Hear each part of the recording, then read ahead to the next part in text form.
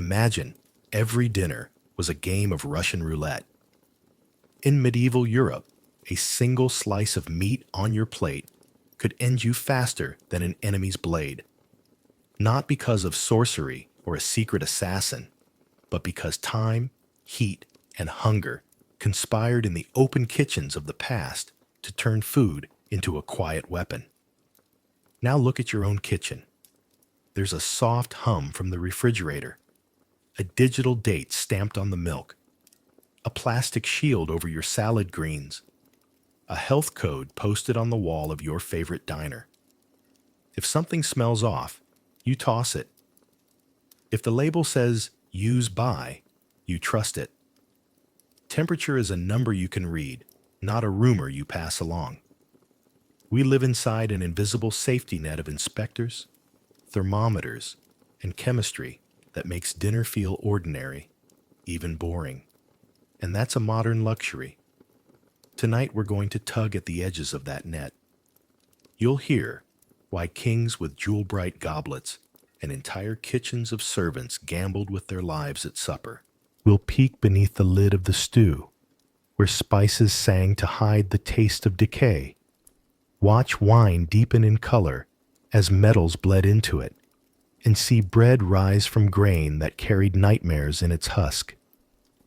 You'll learn how scarcity, status, and superstition turned the table into a battlefield where the wound was a fever and the enemy was a microbe you couldn't see.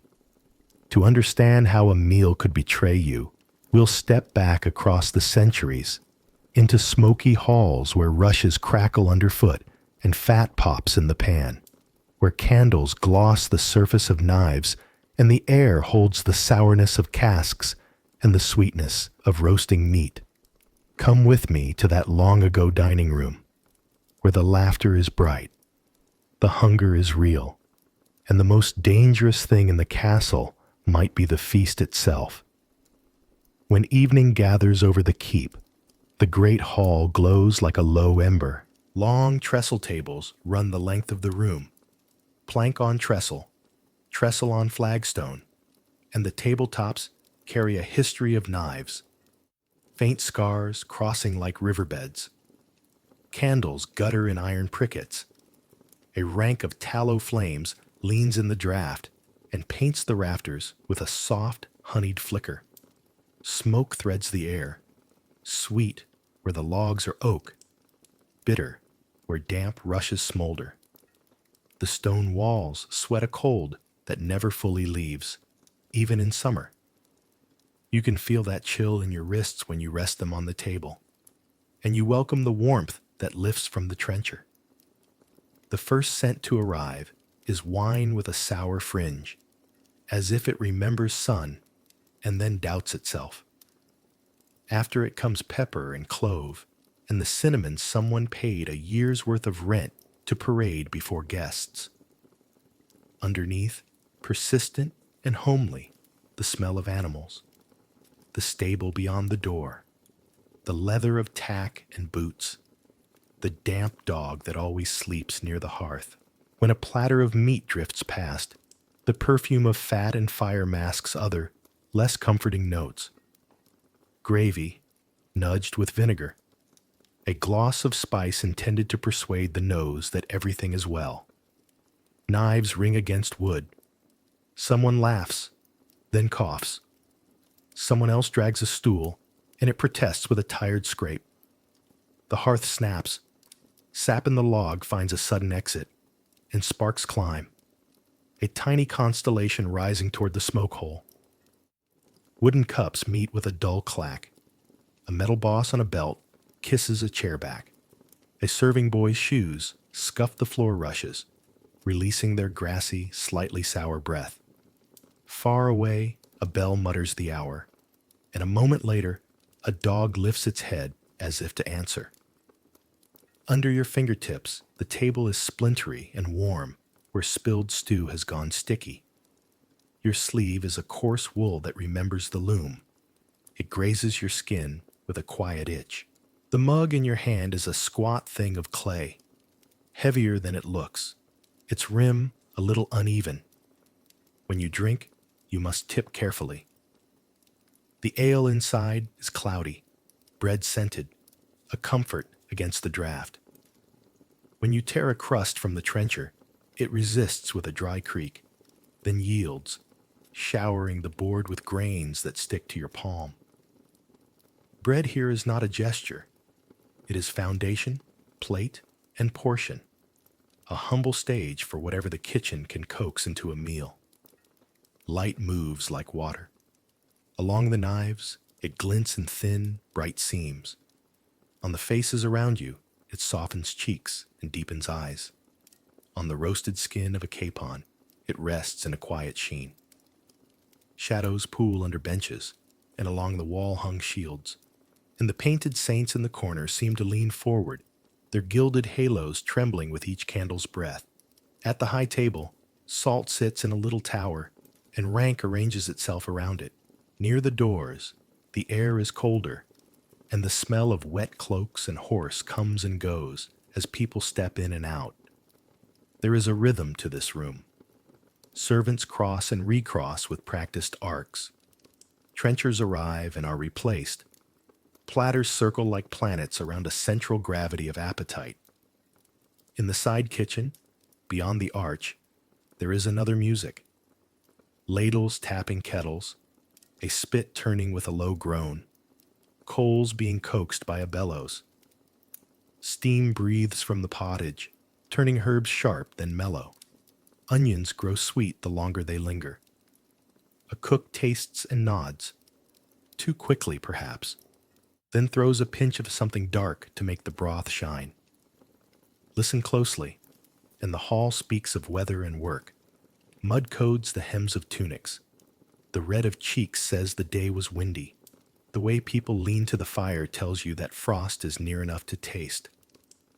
Gloves lie by the hearth like sleeping animals, and little eddies of warmth curl around your shins when a log collapses inward. You feel the weight of a belt buckle, the tug of a laced cuff, the subtle pinch where your boot rubs your heel. Small truths of a body earning its supper. What's served is as much season as it is skill. In winter, meat leans salty and dense, a carry of yesterday and the day before. In summer, there is green in the bowl, pungent and bright, a garden translated into spoonfuls. Either way, the table understands scarcity.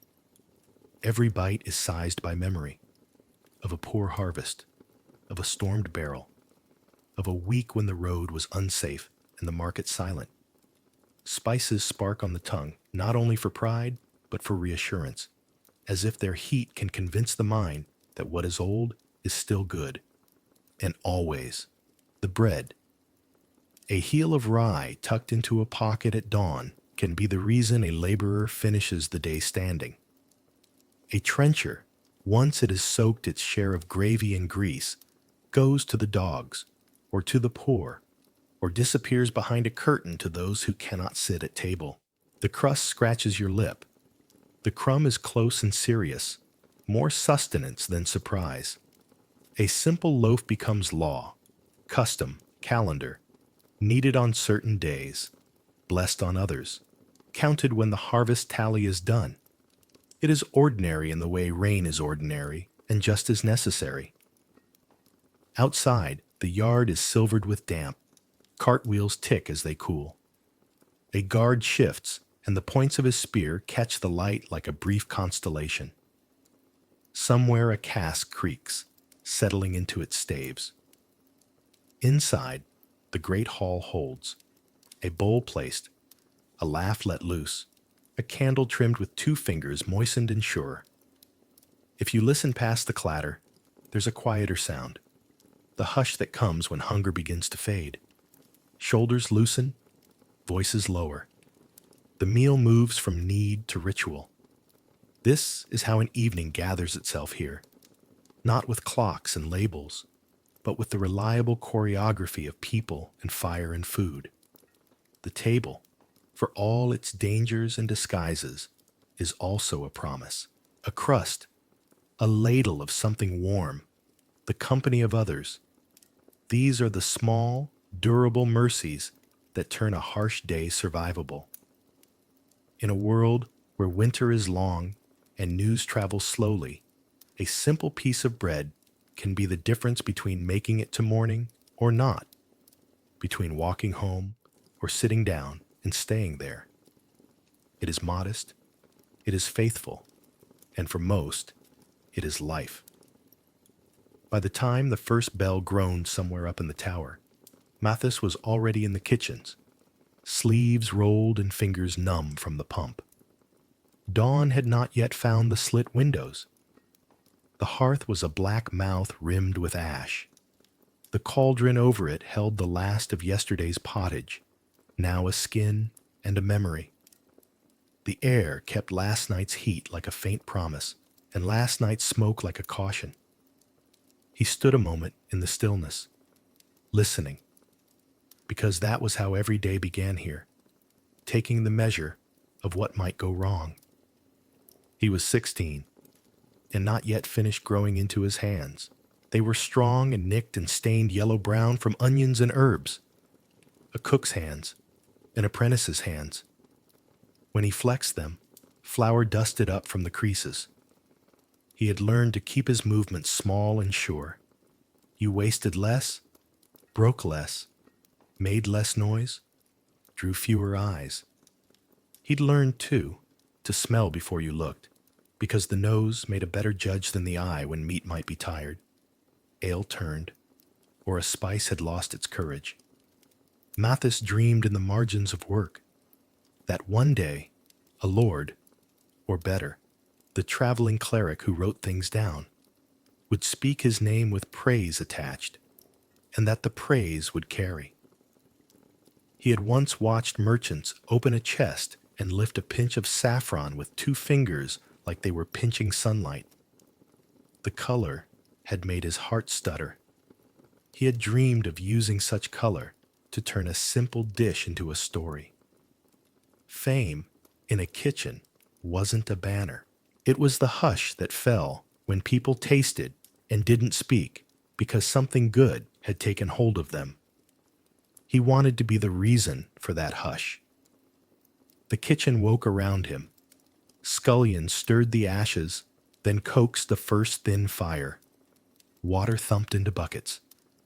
The spit boy came in yawning, hair stuck up like a brush, and threw his weight at the wheel to see if it still groaned in the same old way. It did. Dame Alice, the cook, came last, as was right.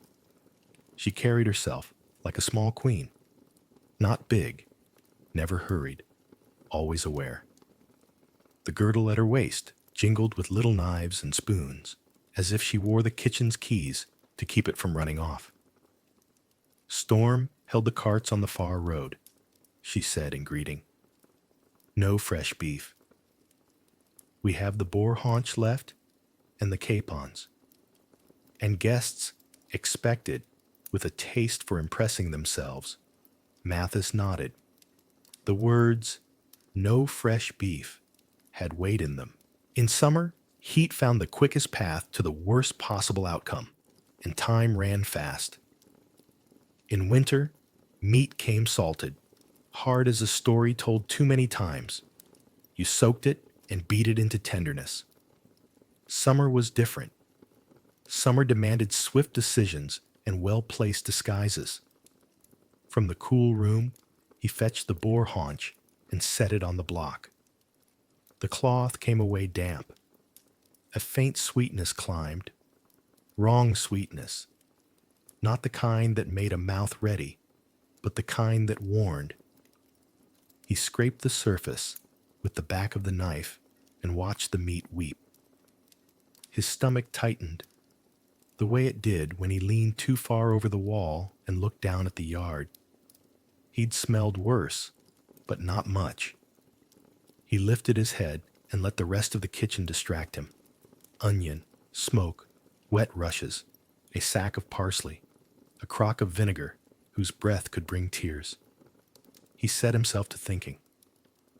Dame Alice came to the block and pressed 2 fingers to the meat, then her thumb, as if taking its pulse. Not proud, she said softly. We'll souse it. Wine and vinegar. garlic, cameline on the side. Cameline, a sauce that could charm a bishop, thick with cinnamon and bread and vinegar, colored the red-brown of a saint's robe. How many at the high table? 6, my lady, Mathis said, and then corrected himself. Dame. She smiled at the slip, and it made her 10 years younger. You'll heat the wine first. Spices bloom in heat. Do not scorch the bread, and mind the capons. They save us if the boar betrays. Mathis inclined his head. He could do the dance. Sear to seal, souse to soothe, roast to boast. But the meat sweetness had lodged in him like a burr. He had seen a man die last autumn after a feast at a neighboring manor. Not a dramatic thing. No clutching at throat. No poisoner unmasked. Just a quiet collapse a day later, and a fever that burned like anger. People said the man had been touched by bad air. Others said the cook was careless. A few muttered of sin. Mathis had spent 3 nights afterward, waking from a taste in his mouth he couldn't spit out. He rinsed the haunch in cold water from the pump, then bathed it with wine warmed near the fire. He cracked pepper, the grind steady and rhythmic. He bruised garlic with the flat of the knife and scraped it into the bowl. He cut bread into cubes and set them to dry near the hearth to thicken the sauce later. The smell improved. Wine is a generous liar, but not enough for the part of him that had to decide whether to be proud of himself later. Esme, one of the scullery girls, brought an armful of thyme and marjoram from the little garden by the wall. Herbs, she said, dropping them on the board with a soft thud. Her cheeks were the color of apples stolen and not yet confessed. They make things brave. Brave, he said, smiling in spite of himself. She lifted her chin. Herbs cover fear. Like a coat. She lowered her voice. Ralph says the wine is sulking. Ralph, the cellar man, believed barrels had moods. He was sometimes right. Mathis snorted. Ralph says the moon curdles milk. The moon does, Esme said, and wagged a finger. Ask the women. He could feel the house climbing toward its day. Boots on flags in the corridor. A dog shaking itself. A voice in the courtyard calling for the gate to be lifted. He could feel the Lord's mood as a pressure at the back of his head without seeing the man. The Lord was a weather system that rolled in and out of the kitchen on the shoulders of his steward. Today would be important. There was a guest with land at stake, and men with too much appetite would sit pretending their opinions were subtle. Mathis tamped down the meat with a thick cloth as if gentleness could push goodness back in. He knew the tricks. Vinegar bit through certain smells. Mint and parsley lent brightness. Verjuice, the green juice from unripe grapes, could correct a wrong pitch on the tongue, like easing a lute string back into tune. He also knew what he had smelled. The thought of the high table, of fine folk with rings catching the light and their eyes quick to narrow, made his palms damp. Could we swap the boards? He asked. Serve the capons to the high table and set the boar to the floor? Dame Alice's mouth tilted. And tell the Lord we gave him chicken while the hall gnawed the boar? He hunts to see big plates carried to him. He does not feed on sense. He feeds on anger when it finds him, Mathis said before he could stop himself. He feeds on pride, she corrected gently, and pride must be managed. We will do both, glory and mercy. Slice from the good side, the outside, and dress it hot. Send the capons first to draw the eye and keep knives busy while the boar takes its gloss. She met his gaze squarely. And you will taste before it leaves this room. I will taste too. We send nothing blind. The haunch was heavy to turn. The skewer rang the edge of the block when he misjudged, and the sound made him flinch. He seared the cut face over flame to slap down the scent and steal a crust, then nestled the meat into a souse of wine and vinegar and herbs and waited, listening to the hiss go down as the liquid learned its work. As the morning widened, other urgencies crowded the block. Pies wanted their lids, carrots their scraping, onions their patience, almond milk, its pounding and sieving until it flowed like silk and promised gentility in a bowl. The kitchen became its noon self, busy but not loud, quick but not frantic. This was a good kitchen, Mathis knew. He had seen worse. Kitchen rooms where mice would take bread from the bench while the cook turned away, where a pot would boil over and no one would bother to wipe the stove's lip. Here things had a place, and people remembered those places. The wheel creaked, the ladles tapped, the knives argued with bones, and the fire talked under it all. Between tasks, Mathis checked the bore. The cloth came off. He leaned in. Heat had smoothed some of the edges. The wine and garlic spoke well of themselves. But the sweetness lingered in the back, a stubborn echo. He thought of his mother, not often now, thinking cost time, but sharply, the way a splinter reminds you of the tree. She had taught him to bake on a hearthstone, and to fear mushrooms, and to trust bread. When grain was clean and baking was honest, bread did not turn on you. When grain was not clean, when a damp harvest hid something wicked, you did not always know until the men in the next village walked like their legs were burning. She had called those seasons the hungry years without detail, because detail would have made it heavier. He drew a knife and shaved a strip from the outside of the haunch. He let it cool, because heat confuses the tongue, and then he tasted. Spice first, then wine, then the meat's own richness, the good note, and then, under that, the wrong sweetness rolling in like a low tide. Not a shout, a murmur, one you could miss if you wanted to.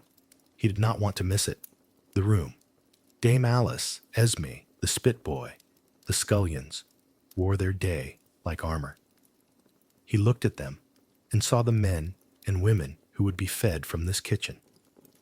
He thought of the hall, the high table, the lower benches, the servants' quarters where plates went after they had been collected and scraped, and some meat still clung to the bones worth picking. He imagined the wrong sweetness traveling from plate to stomach, to fever, to bedstraw, and he swallowed hard. "Dame," he said, and his voice shook once. It is not proud. She wiped her hands and came. She tasted without ceremony, eyes half closed, as if listening. "A whisper," she said at last, very near to quiet, but not quiet. "What if we cook it hotter," she said, "dress it brighter. But we will not pretend past our knowing." She took a breath and made a decision he could feel move through her, like a bell struck. "We serve small slices at the high table from the outer cuts, most kissed by fire. We send the sauce generous and the capons tall. For the hall we lean on pottage, pies, bread, and beans, and we keep a bowl aside for the poor that is clean as we can make it. Will the steward will see ladies with cinnamon at their lips and forget to count. He is like the Lord in that way. It was not defiance, not quite. It was management. It was mercy, fit into the shape of the day, without taking up more room than it could afford. Mathis breathed and found room in his chest again. The spice chest came down with a solemnity that never failed to steady him. He opened it, and the air lifted. Pepper sharp, mace sly, cinnamon warm, like remembered bread, cloves like nails wreathed in perfume. He measured carefully.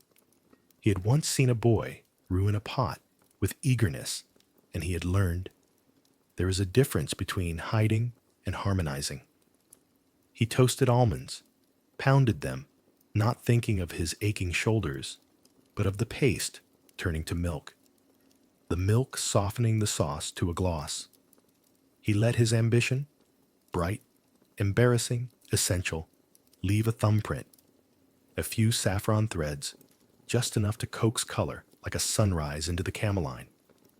Not garish, not bragging, just a suggestion that someone had thought about joy while making food meant to persuade. Ralph appeared, with a jug under his arm and catastrophe in his eyes. "The southern cask is sulking indeed," he hissed. "She leaks if you look at her. I draw from it quick, and still it finds a way out." "Top her with oil," Dame Alice said, without turning, "and move her off the warm flag." You've cursed her into compliance before Ralph flapped a hand. "Wine is a widow. She does what she pleases." But he went, muttering, because Dame Alice's words had the habit of being the way through. As the bell for midday muttered, the kitchen tightened. Platters appeared, were dressed, vanished through the arch under the arms of men who knew how to hold the weight so it would seem less heavy in the eyes of those who would eat. Mathis carved capons with a neatness he had practiced by candlelight when the kitchen was empty. The good curve of the breast, the thigh kept intact, skin unbroken, juices caught and spooned back. He cut the boar in thin fans from the outer edge and bathed each piece in gloss. He breathed when the perfume of cinnamon rose because it spoke against the wrong sweetness, like a priest against a rumor. Esme passed with a tray and paused. "You look like you're walking on a rope," she said softly. "Feels like it," he said, "but I keep the rope. That helps. I'd drop it on my own toes and call it a day." She grinned. "You'll be famous for this." "Famous for not poisoning a lord?" He couldn't help laughing, quiet enough to be lost in the clatter. Not much of a ballad. "It's a good sort of fame," she said, and then the steward's voice carried in. Impatient, ceremonial. And she was gone. There was a thing Mathis had learned that you could not teach in words. The moment when a kitchen becomes a decision. Not when the knife comes down or the plate goes out, but a breath before. When you understand what you're about to ask other people to trust. He had asked the room to trust him all morning. Now he asked the hall. He lifted the first platter himself. The heat came up into his face. Fat ran in bright edges. The sauce trembled like something alive. He set the weight against his hip to spare his wrists and stepped toward the arch. The hall's sound ballooned into the doorway and wrapped him. Knives, laughter, the Lord's voice, a dog's hopeful whine. He glanced back once and found Dame Alice's eyes. She nodded once, slow, a blessing that counted. As he crossed the threshold, the air cooled and widened. Candlelight laid the platter with a golden underside. He saw the Lord at the high table, rings and hunger, eyes already measuring, and the guest beside him, heavy with confidence. He saw, too, the faces scattered below. A woman with a baby tied to her chest, a boy with hands like his own, an old man with a mouth too few teeth to conquer crust. In the shadows, by the far door, he saw 2 travelers he'd watched arrive at dawn, shaking rain out of their cloaks, and he thought, not for the first time, that the castle collected stories the way the hearth collected ash. He set the platter down before the Lord and stepped back. The cameline made a gloss, like a well-kept promise. Knives lifted, then paused. The Lord steward sniffed. The Lord smiled, the way men do when a thing looks like it ought. Mathis kept his face still and did not let himself look at the meat again, because he already knew what he knew. He focused instead on the bread in the basket, clean, good, faithful, and on the capons, waiting like allies at his back. He returned to the kitchen, lighter by a burden, but heavier by a weight. "How?" Dame Alice asked, without looking up from a pie she was finishing with a lattice like a small chapel's ceiling. "They believed," he said, "for now." For now is the only kind of time a cook owns. She wiped the knife and set it down. "You kept to the rope. Now you keep to the watching." He kept to the watching. When a plate came back untouched, his stomach dropped. When it came back bare, but for bones, he tasted relief like water. He counted the minutes the way a shepherd counts sheep. He breathed between bell strokes. He sent more bread and more beans and every capon. He sent the pie. He sent a little dish of pickled fennel to clear a palate he could not reach with his hands. He sent mercy in the shape of variety. All the while, at the edges of his mind, the future talked. If the Lord's table erupted, if yawns became coughs, if faces turned a certain gray, he would not be asked to explain. He would be made the explanation. But there was another future, too, and he held it like a coal, not to drop it. That someone might taste the cameline and notice the shy, honest saffron note and say nothing at all, only remember. When the Lord's cup was refilled for the third time, a different tension entered the hall, a softened one, like a string eased a half-turn. Men laughed recklessly. Someone sang 2 lines and forgot the rest. A woman scolded a dog and then fed it anyway. It was not proof of safety. It was a weather change. Mathis closed his eyes just long enough to feel the wetness there cool and vanish in the kitchen's draught. "Ambition," Dame Alice said, not unkind, as if finishing a thought he had not said aloud. "It can make a cook careless. Or careful. Today, careful," he said. "I hope." "Hope is a spice," she said. "Use it, but not to hide the meat." He laughed then, a small thing, soft and surprised, because the day had asked him to be better than he wanted to be, and he had not failed it yet. He cleaned his board. He lifted the pot lids in turn and found the sense he had meant to make. He handed Esme a heel of bread and saw her smile like a candle catching. Beyond the arch, the hall continued.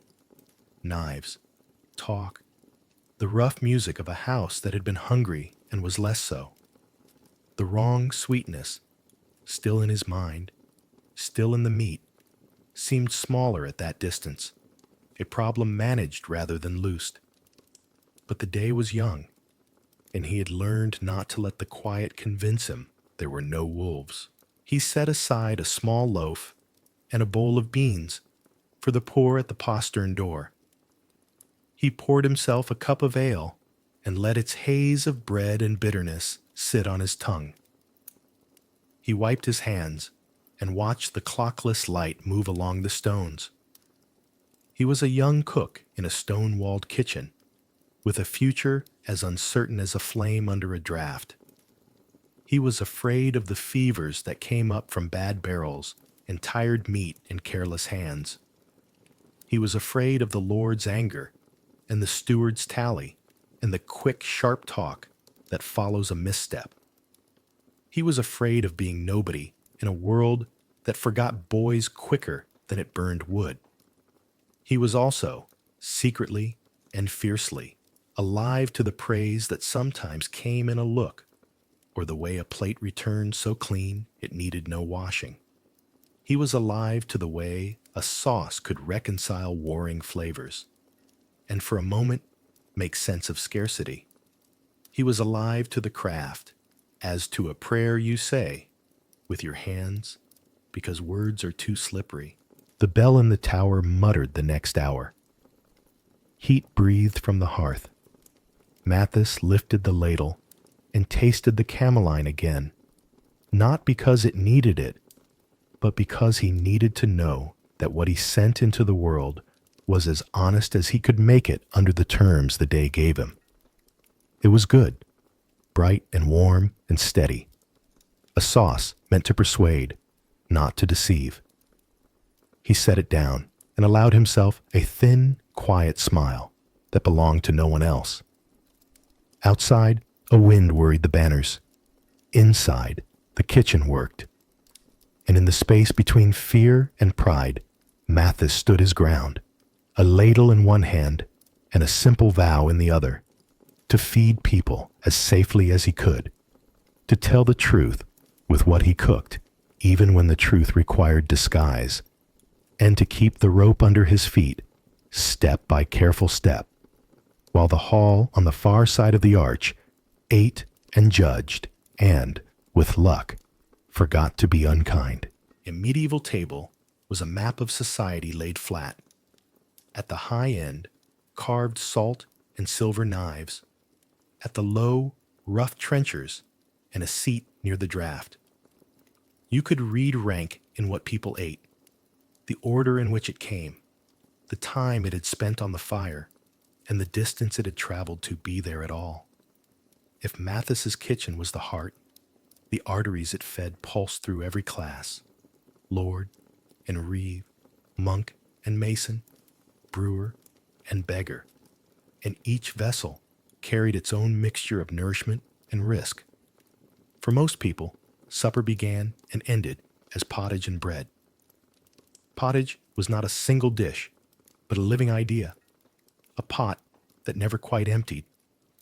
You put in what the day allowed, barley or oats, a handful of peas, a shred of bacon if you had it, a cabbage leaf, an onion, a pinch from the herb bed, and the mixture took on a slow, persuasive unity.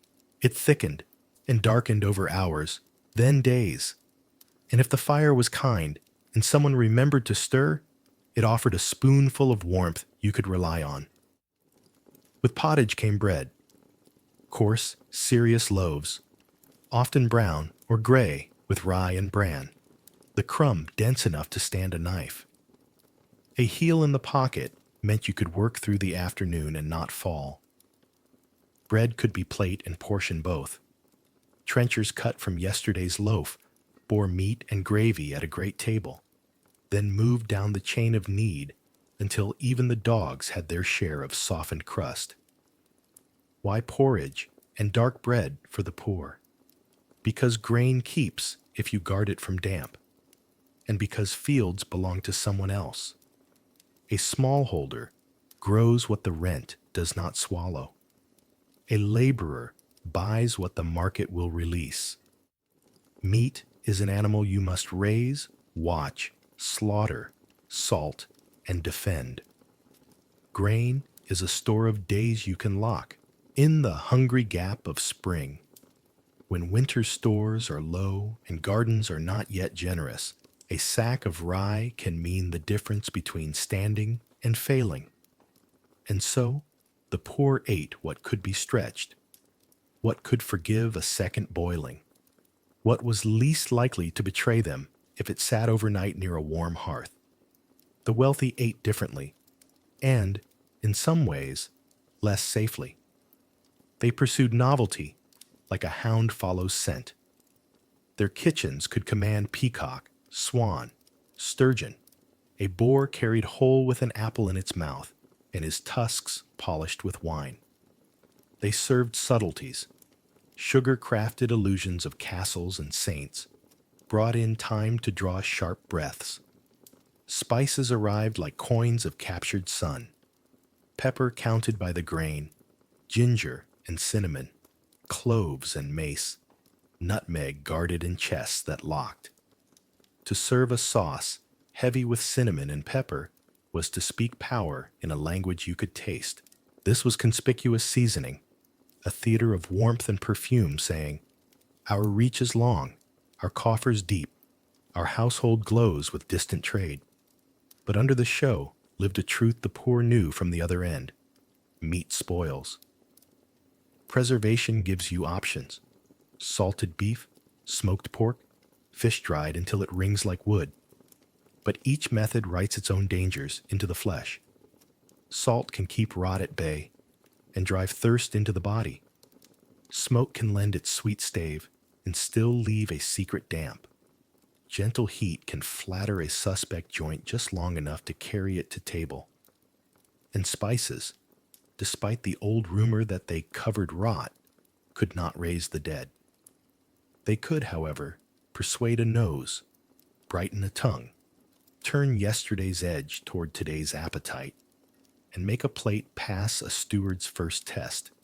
Among those who measured honor in display, the urge to impress could tempt a kitchen into boldness.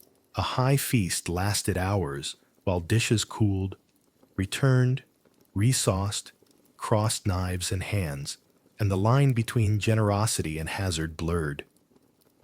Markets and guilds tried to restrain the blur.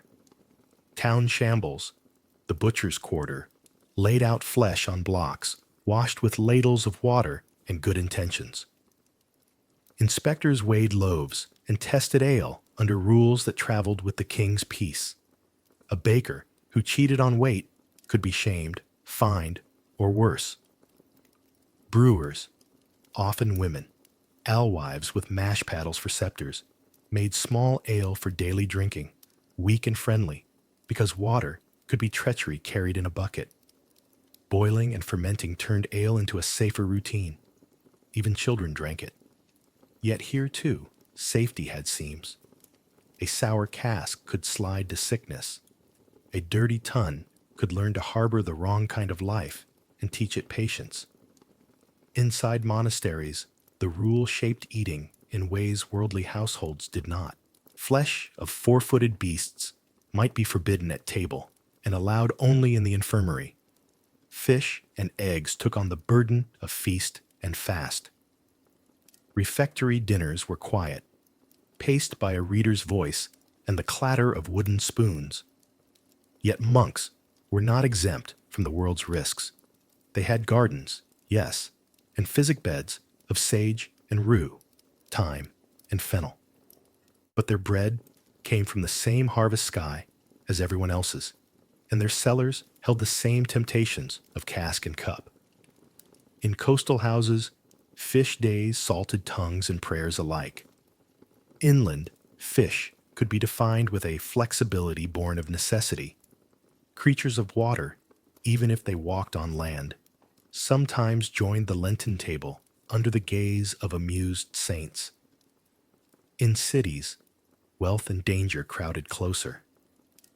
A cook could buy eels alive in tubs, carp dragged from muddy moats, oysters carted in by the hundred, all of them carrying the story of transport in their flesh. Fish meant to break a fast could break a family if it had sat too long in the sun on the road from the coast. Milk soured with haste. Cheese granted a compromise. Milk made still. Portable, defendable. But only if the salts and molds behaved. Butter was season and region written in fat. In some places, it was every day. In others, it was a luxury. And in heat, it betrayed its makers swiftly. Illness threaded itself along these choices. Ergotism, the burning saint's curse, belonged to wet summers and rye. The fungus hid in the grain, like a dark pearl in a bad shell. The poor, who could not afford to be fussy, ground it with the clean kernels and baked it into the year's bread. Some seasons, it came as convulsions and visions, dancing limbs that would not heed their owners. Some as a slow, terrifying fire that ate fingers and feet. Pilgrims went to shrines for relief, and sometimes found it because relief is partly time and partly bread from a different field. When Mathis's mother spoke of the hungry years, she did not offer symptoms. She offered weather and wheat, and a look that said, "There are stories a body keeps without words." Lead made its quieter claim. Pewter cups bright with polish hid an alloy with a soft heart. Glazes sealed pottery with a shine that wine and vinegar could gnaw. Sweetening wine with sugar of lead was known in other ages and places. In the Middle Ages, the danger more often came by accident than recipe, a slow leaching from cup to cup that wore at joints and minds. A lord who preferred sour wine corrected it with honey or spice. A poorer man drank what he was given and learned that a headache could be a herald. The metal did not raise a fever or paint the air foul. It simply added itself to the body's arithmetic until the sums came wrong. Most common of all were the everyday betrayals. The flux that kept a person pale and tethered to a yard corner. The fevers that climbed from gut to brow. The stomach's sudden rebellion after a market day treat. With no germ theory, people reasoned with the tools they had. Humors that ran hot or cold, wet or dry. Vinegar became not just a flavor, but a medicine to cut putrefaction. Spices were not only pride, but protection in the mind's geometry. Pepper to warm a cold stomach. Ginger to cheer a sluggish one. Cinnamon to comfort a heart. A sauce like cameline told a story. Bread to steady, vinegar to sharpen, spice to hearten. In a world of uncertain meat, the safest meals were those that had spent the longest time being transformed. Grain into bread, milk into cheese, cabbage into sauerkraut, grapes into wine. Transformation felt like proof. Etiquette and fear were bedfellows at noble tables. The cupbearer's honor was to serve and to shield. His duty included the first sip. A taster might eat before the Lord did, not only to guard against the drama of poison, but also against the banal treachery of a bad kitchen day. Salt sat in a little fortress at the high table's center and ranked the room. Hands were washed in ewers with leaves floating on the surface to sweeten the ritual. Knives moved in choreographies taught to carvers so that slices looked devoutly neat, and risky joints were shown their best faces to the hall. Yet none of this pageantry changed the fact that a boar could turn between dawn and noon, that a fish might have begun its leaving the moment it was lifted from water, that a pie could trap yesterday's breath and give it back in an hour unwelcome. Why did the poor avoid some of these pitfalls?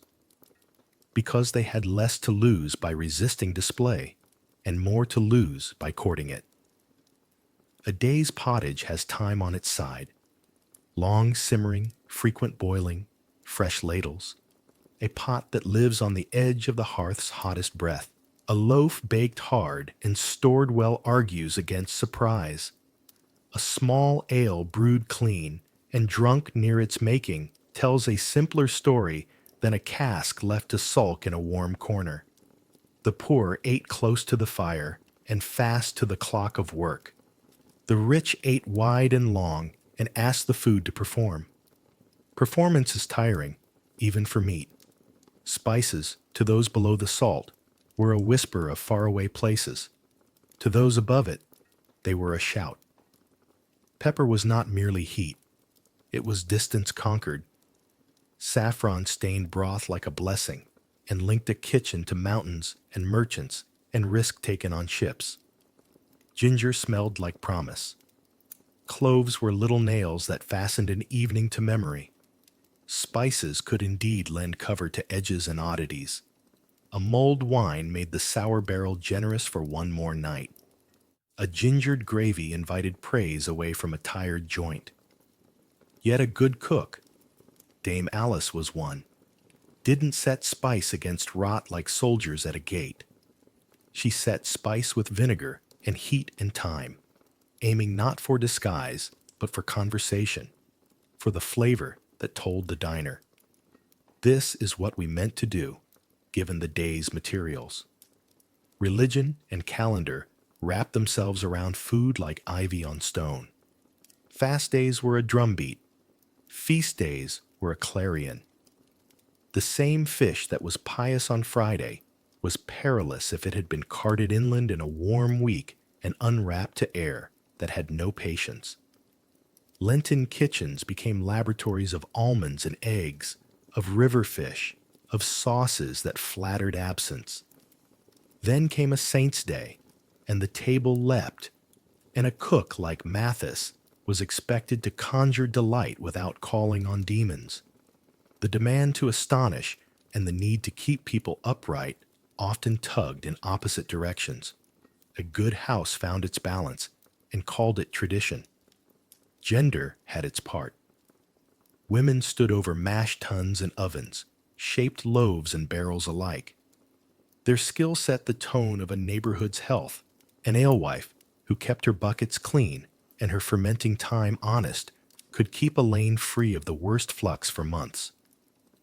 A careless one could give a street a reputation the way a butcher with a bad week could sour a fair. Men took the carving knives at feasts and lifted the great joints. Women tended the slow transformations that underwrote the day.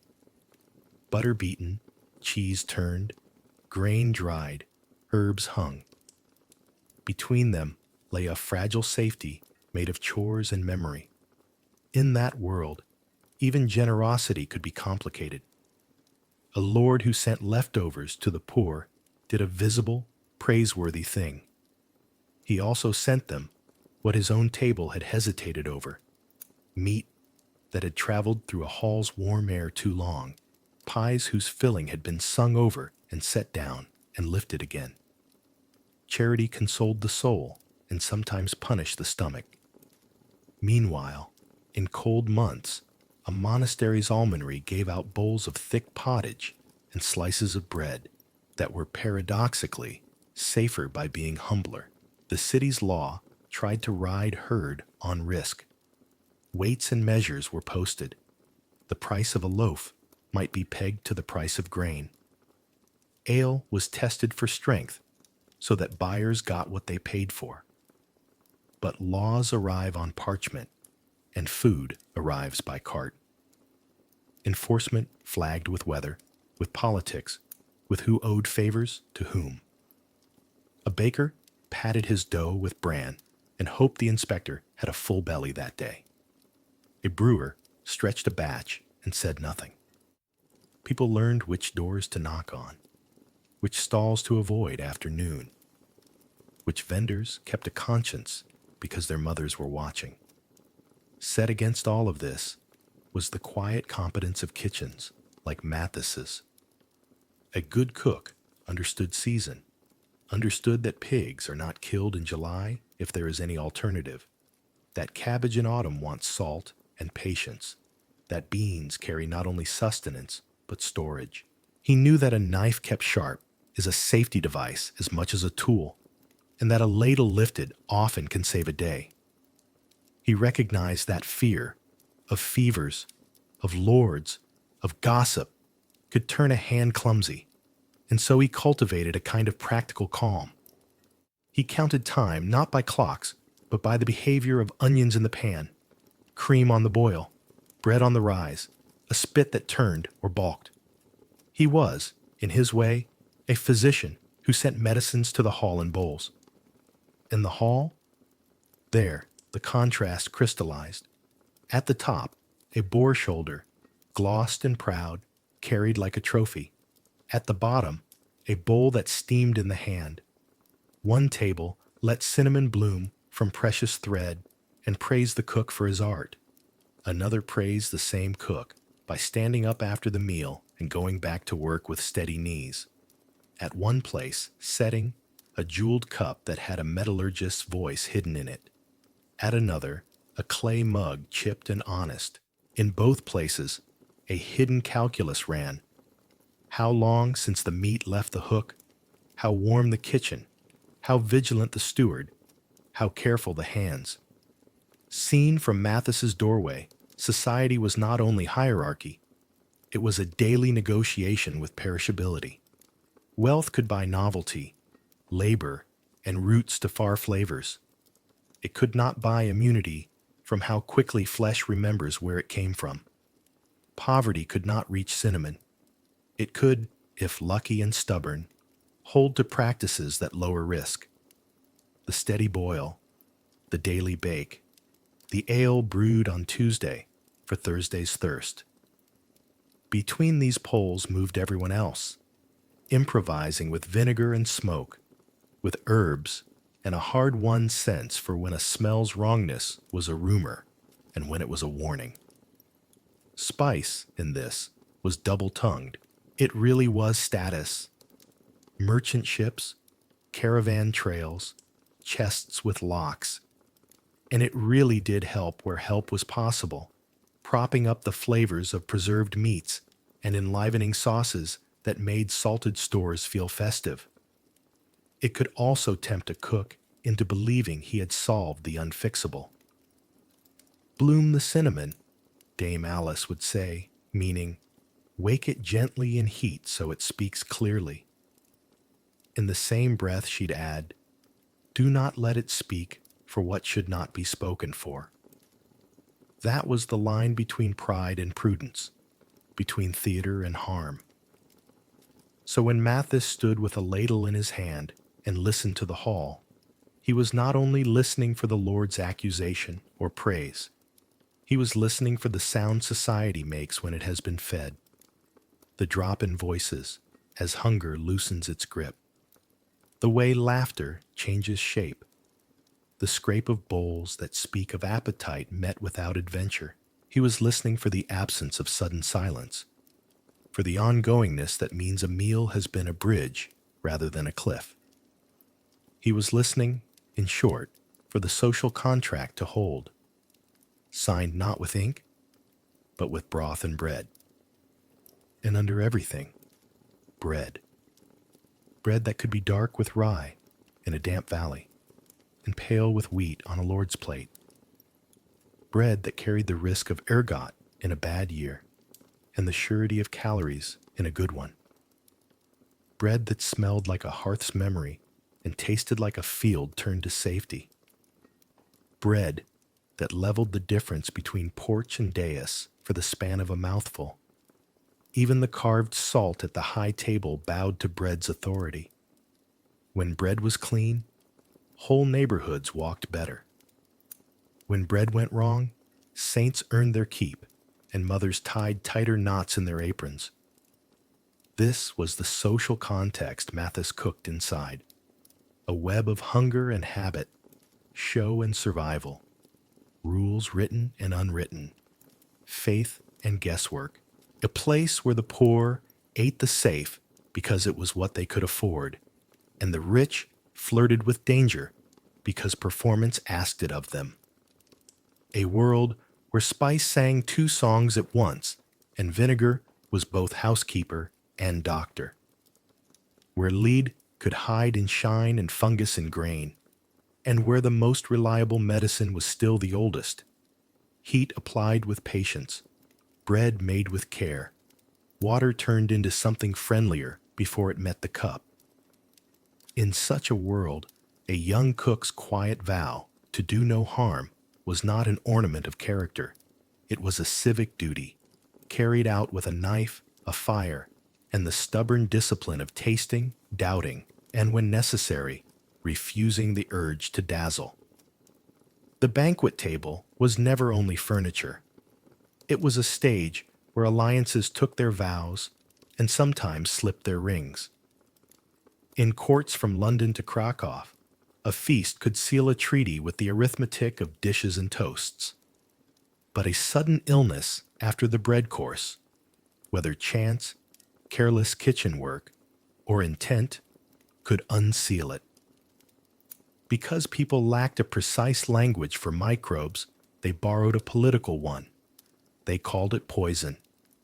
A lord whose belly revolted the next day might blame a rival instead of a barrel. Rumor was quick, and rumor loves a dramatic villain more than a slow cask or a tired boar. Thus, stomachs entered politics. A single failed supper could tilt a negotiation, A marriage alliance could sour in a week of fevers. A visiting envoy might die suspiciously after oysters, and the news would cross borders faster than carts carrying the next batch of oysters. Behind the accusation stood real risks. Kitchens stretched meat for spectacle. Stewards argued for thrift. The calendar pressed its unrelenting hand. In this tight triangle, foodborne illness was a frequent, if uninvited, participant in diplomacy. Households evolved rituals to manage that danger in public. Cupbearers tasted. Carvers displayed knife skills as if precision itself could guarantee purity, and hand-washing became ceremony as well as hygiene. None of it could turn bad flesh into good, but it could distribute the blame afterward. If someone fell sick, at least the household had performed all the visible virtues. That performative safety bled into law and craft. Town charters and royal ordinances tried to keep markets honest. The weight of a loaf tied to the price of grain. Ale scrutinized for strength. Fishmongers told not to sell what smelled of the sun. Butchers had to bleed and dress animals in designated shambles so waste could be carted away and not left to fester in alleys where it would argue with the noses of citizens and saints alike. In London, cooks and pie bakers organized. In Paris and Lubeck, so did butchers and fishmongers. These guilds were not quaint clubs. They were early public health instruments. They policed members, set minimal standards, and absorbed the blame when a city's stomach turned. A master's seal on a pie mattered because it promised not only flavor, but discipline. Medicine read these same meals through another lens. Medieval physicians spoke the language of humors: hot, cold, wet, dry, and of putrefaction, a corruption of matter that could be checked with vinegar, purged with emetics, or balanced with cinnamon and ginger. A gut turned to water was an imbalance. A fever after meat was meat too hot for the season or the eater's complexion. Their treatments were not nonsense. Some were practical wisdom wrapped in wrong theory. Boiling water before drinking it, adding acid to a sauce, using herbs with genuine antimicrobial bite, all these could make a difference even if the rationale was metaphysical. The kitchen was a pharmacy before the apothecary arrived, and good cooks like Dame Alice practiced a kind of culinary epidemiology. Watch the barrels, trust your nose, favor long boils, send small ale instead of raw river. When bread went bad, it wrote history in flame. Wet summers birthed St. Anthony's fire, ergotism in rye fields. Loaves baked from tainted grain delivered visions, convulsions, and the terrible dry form that gnawed at fingers and feet until they blackened. Pilgrim roads filled as sufferers sought relief, and a network of hospitals run by religious orders grew to meet them. The Order of St. Anthony specialized in these cases. Their hospitals gave patients pure wheat bread and wine, and sometimes that alone, removal from the source, was cure. Imagine how such seasons felt in a market town. The baker terrified of his own sacks, the priest preaching caution and prayer, the council debating grain inspections while buyers pawed at loaves. Policy and piety braided because bread demanded it. Politics noticed. A ruler who fed his city in a bad year by opening granaries, policing weights, importing safer grain, bought not only gratitude but legitimacy.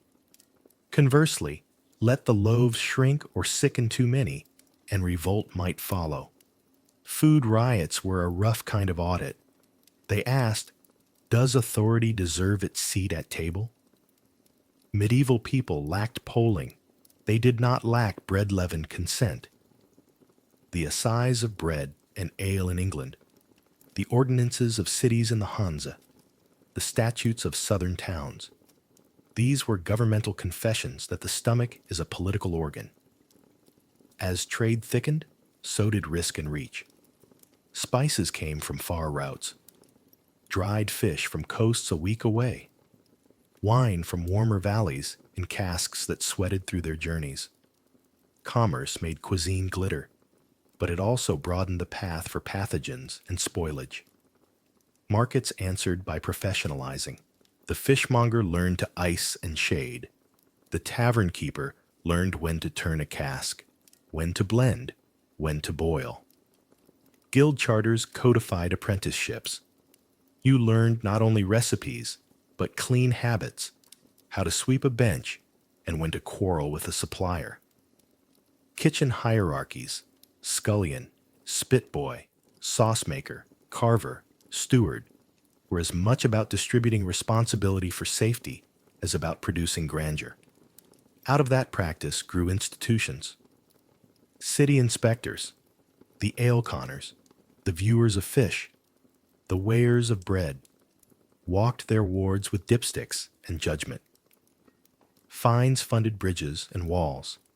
Shame funded compliance. Chroniclers grumbled about corruption, but even imperfect oversight made markets less capricious. Meanwhile, monastic scriptoria preserved and recopied herbals and medical manuals. Surgeons compared notes on fluxes and fevers. Midwives taught daughters the quiet mathematics of cleanliness. It was an accretion of marginal gains, enough small improvements to bend the line of illness without anyone yet drawing it as a germ. Centuries turned. A Dutch lensmaker watched animalcules swim under glass. A London physician mapped cholera to a pump. A French chemist proved that unseen life can sour wine and save it. The kitchen's intuitions found names: bacteria, yeast, fermentation, contamination. Boiled ale was pasteurized in theory before milk took its lesson. Vinegar's old reputation as an enemy of putrefaction gathered experiments around it. The same instincts that led Mathis to reheat, reboil, and taste now spoke in lab coats and journals. Cold at last became an ally you could trust. For most of history, winter was the original refrigerator. Summer was negotiation. Ice houses lengthened winter. The 19th century ice trade lengthened it again, sending blocks of New England ponds to Caribbean bars and southern kitchens. Then compressors, coils, and sealed cabinets humbled the calendar entirely. The icebox became the refrigerator. The larder learned to hum. With mechanical cold came a quiet revolution. Milk that could be held, meat that could be trusted beyond a day, leftovers that were not a dare. The cold chain, from slaughterhouse to rail car to grocer to home, rearranged appetite and risk and put fresh beef on tables far from cow or railhead. Scarcity's rhythm changed. Law followed the science. In the United States, the 19th and early 20th centuries built a scaffold of regulation: municipal sanitation codes, meat inspection, the Pure Food and Drug Act, under a public outraged by muckrakers and comforted by laboratories.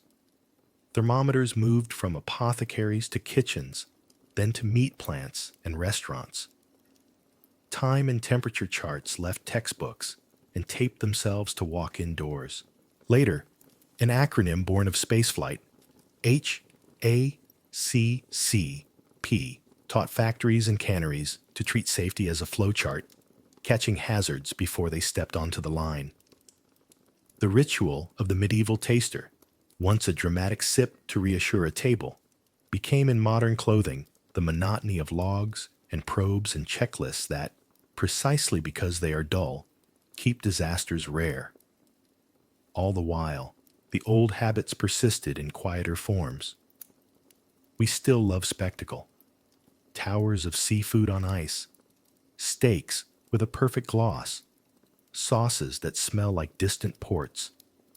But underneath, Our spices no longer shout a household's rank so much as its preferences and influences. Cinnamon in a morning bun does not boast of caravans. It whispers of comfort. Pepper is a grinder on every table, not a locked chest. Where spice once tempted kitchens to hide, it now has the luxury of revealing. As for the poor and the rich, the axis has not vanished. It has rotated. In the Middle Ages, the poor often ate the safer routine. Porridge, bread, long-boiled soups. The rich flirted with hazard by demanding performance from perishable meats and fish. Today, wealth often purchases safety. Stainless steel kitchens, rapid cold, trustworthy supply chains. While poverty can mean distance from fresh markets and proximity to processed calories that promise satiety but not health. Yet the old wisdom still works where wallets are thin. Cook thoroughly, cool quickly, keep clean. Be skeptical of a smell that tries too hard to seem right. The medieval kitchen's cautious heart fits inside a modern apartment. Gastronomy itself, how we think about pleasure and principle on a plate, evolved along these safety rails. Renaissance courts elevated the banquet into theater. Guilds solidified technique. The 19th century codified it. Stocks, sauces, service, into books that trained armies of cooks. The 20th century democratized it. Restaurants as public luxuries, diners as every man's refectory, home refrigerators as guarantee and invitation. Then came new waves, science-forward kitchens, foraged plates, farm-to-table earnestness, all of them, whether they knew it or not, standing on the dependable floor of food safety. You can chase the wild garlic in a meadow because your milk will not betray you tomorrow. You can build a menu from raw scallops and tender leaves because a cold chain and a pathogen test stand behind your pros. Even the trendiest tasting menu is secretly medieval in one sense. It is a negotiation with perishability, won in advance so the guest can ignore the war and enjoy the peace. Mathis's world made its particular contributions to this inheritance. Guilds birthed the notion that cooks are professionals bound by standards. Market rules taught that governments must care about what citizens swallow, not only what they say. Monastic hospitals reminded towns that charity and expertise can share a roof. Household rituals, tasting, carving, washing, prefigured the idea that safety is not a single heroic moment, but a practice that must be rehearsed. Out of kitchens like his came the idea, stubborn and ordinary, that feeding people is public work. Of course, the past has its cautions to lay at our feet. We have names for microbes, but we are not immune to theater. We can still be seduced by glamour into relaxing our guard. We can still mistake display for diligence. We can still conflate natural with safe, a medieval habit in fresh clothes. And in a warming climate, the calendar begins to press us again. Heat quickens invisible lives in meat and milk. Storms interrupt cold chains. Floods spread sewage into fields. The old triangle, thrift, spectacle, season, returns with new terms. Our advantage is that we can see the triangle clearly and instrument it with thermometers, policies, and designs. So when a modern cook washes a board in hot soapy water, uses separate knives for poultry and fruit, chills leftovers before the movie starts, she is Mathis's heir. When a city inspector knocks with a probe thermometer and a clipboard, he is the taster in another uniform. When a restaurant logs its receiving temperatures and rejects a warm delivery, it is a guild protecting its seal. When a family in a small apartment chooses beans and rice and a pot that never quite empties, they practice a wisdom the pottage pot knew by heart. And when a home cook spoons a splash of vinegar into a stew because the flavor seems heavy, they are doing what Dame Alice did, letting acid push back gently against the world's tendency to rot. Politics still eats with us. A scandal over contaminated spinach can topple a CEO's tenure. A recall can shape an election's talking points. A city's water crisis can decide careers. International treaties now concern chilled containers and border inspections. A single bacterium in a test can hold a ship at anchor. Foodborne illness remains uninterested in borders, convinced only by temperatures and time. In that sense, our diplomacy is more medieval than we admit. We are still, all of us, negotiating with dinner. Yet the arc bends. In a medieval hall, safety was a feeling you tried to produce with pageantry and prayer. Today, it is a system you can check. We have moved from tasters to testing, from rumor to traceability, from trust me to show me the log.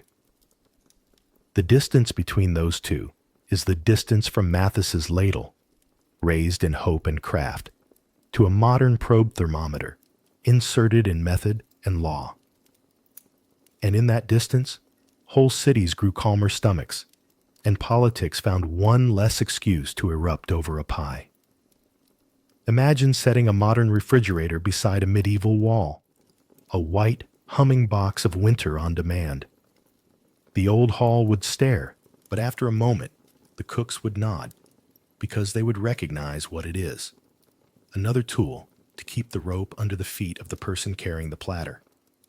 Another way to ensure that the social contract, eat, work, love, vote, pray, endure, does not snag on yesterday's meat. So yes, a feast once could kill a treaty and a man in the same week. A loaf could carry a town to a shrine and back again. A spice chest could perform both as choir and curtain. But those same pressures taught Europe to build markets that answer to law, kitchens that answer to conscience, and eventually a world that can promise most of its citizens that dinner will be ordinary. Ordinary is a miracle wearing plain clothes.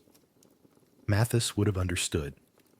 He wanted the same thing every good cook has always wanted: for the guests to leave the table warmed, quieted, and unafraid of what tomorrow's stomach will bring. The feast had the sound of a storm held just off the coast, energy without the break. Platters orbited the high table in polished arcs. The capons shone like small suns. The boar arrived sliced thin from its fire-kissed edge and dressed in cameline until it looked like a promise kept. Mathis moved between hearth and arch on a path his feet knew better than his thoughts. Each time a platter left his hands, the kitchen grew lighter and the hall heavier, as if weight obeyed not gravity but appetite. At first, the room drank him in and gave back approval. The Lord Steward sniffed and nodded. The guest at the high table chewed with the stagey delight of a man performing trust. Laughter climbed a step. A musician tried a tune and found the air ready for it. Mathis felt the day tilt toward safety, toward the easy slope where a feast becomes merely a feast. Then the cupbearer lifted the Lord's goblet, tilted his own head first, swallowed the small proof sip, and satisfied, presented the wine. The Lord drank. A heat of talk ran down the benches like a wind over barley, and for a time nothing was wrong. It began as a pause no one meant. The Lord's hand found the edge of the table and held it, not hard, just steadying. He blinked as if to correct the light. The steward leaned a shoulder in. The cupbearer filled, offered. The Lord did not take. A moment later, he reached for the meat with an irritable precision. cut, placed the slice on his tongue, and held it there longer than the gesture deserved, as if listening for something in it. Mathis, on his third trip from the kitchen, with a pie whose lattice mimicked chapel ribs, caught the change the way a ship feels a current shift before the sails know it. The musicians faltered and then continued. A woman at the lower table stopped laughing and looked up. Just one woman, and then three. And then the look passed along the benches like a relay that didn't know its race. The stew ladles slowed. The air grew intent. The Lord set his knife down with care. His face had drained of its tidy, feasting color, the pink that wine lends to men who like being watched. He pressed the heel of his hand under his ribs as if a stitch had found him there, and that intimacy, someone attending to his own insides in public, made the hall draw breath. He lifted the goblet again, sipped, grimaced, returned it to the table. His lips were pale. Around him, men constructed normal sentences with the desperation of people trying to nail a roof down in wind. The steward moved to stand between the Lord and the room, an attempt at privacy made ridiculous by so many eyes. The cupbearer swallowed again, this time not as ceremony, but from a compulsion he couldn't have named even to himself. The Lord pressed his hand lower now, not elegance, but need, and the sound in the hall changed its grain. Knives clattered. The dog stopped begging and lay down hard on its chest. Someone shouted, "Fresh air!" and someone else shouted, "Water!" and both words fell like stones because neither was what the room meant. Mathis reached the high table and set the pie where the steward's hands directed without looking. Dame Alice joined him a breath later, not hurrying, exactly, but erasing distance. "My lord," she said, voice low, "shall we bring you something to settle the—" She did not say stomach. She did not say meat. She left nouns out of the sentence, as if that might starve the rumor forming behind them. The Lord tried to answer and found that answers had moved further away than they should be. He half stood, sat, stood again, swayed. The cupbearer, pale now himself, reached and steadied him. The steward's face, usually all counting and law, had the wild look of a man trying to remember prayers he'd learned badly. "Close the doors," he said, too loud. The guards did as told, and the sound of the hall changed again. Air made smaller, makes a new kind of silence. Heads turned toward the kitchen, toward Mathis, as if the room's gaze had to land somewhere, and the apron made sense as a target. He felt the look collect at his chest like a thrown net. Behind him, Ralph the cellarman appeared in the archmouth, hair awry, eyes credulous with fear. "Not the boar," he said to no one who owned the sentence. "Not the boar." The physician arrived at last, a thin man who wore knowledge like a narrow belt, tightly, so it couldn't slip. He took the Lord's wrist and counted as if counting might rebuild the man in numbers. He peered at the tongue. He pressed a palm to the brow. He asked questions the Lord did not fully answer. "Hot?" he said. "Too hot for the season. What fish? What stew? What meats?" The steward answered in a tumble, careful to sound both proud and blameless. The physician pointed at the cup. "Wine," he said, with a neutrality that was itself an accusation. Dame Alice's eyes flicked to Mathis's, and then to the goblet, and then beyond, to the jug waiting on the stand by the high table. A handsome piece, pewter bright, its lip damp with recent use. A thin oil lay on the wine's surface, the kind Ralph liked to float in a sulking cask to quiet its quarrels with air. Mathis smelled, or imagined, a shy sweetness under the wine's usual sour song. The wrong sweetness. the one that had entered the morning with the boar, like a rumor, and found a new home by afternoon. "Fetch the second jug," Dame Alice said to the cupbearer, the one from the north cask. To Mathis, "Small ale, quick." Clear, cool to Ralph, who had drifted forward to hear, "Your southern cask is spiteful today." To the room, without moving her lips, "Do not give the hall a word." But words had already begun their breeding. Poison. Whispered. The way people say a name they want to believe in because it gives chaos a face. It ran along the benches with a sick little thrill. The steward stiffened, and Mathis felt the kitchen gather itself behind him like a lifted shield. He did what his hands knew. Turned. Ran. Returned with jugs and cups. Distributed without bowing, because bowing wastes seconds, and right now, seconds were a spice to be used sparingly. He passed the Lord a cup of small ale that smelled like bread and safety. The Lord drank because drinking required fewer decisions than not drinking. The physician called for vinegar, then for honey, then for salt.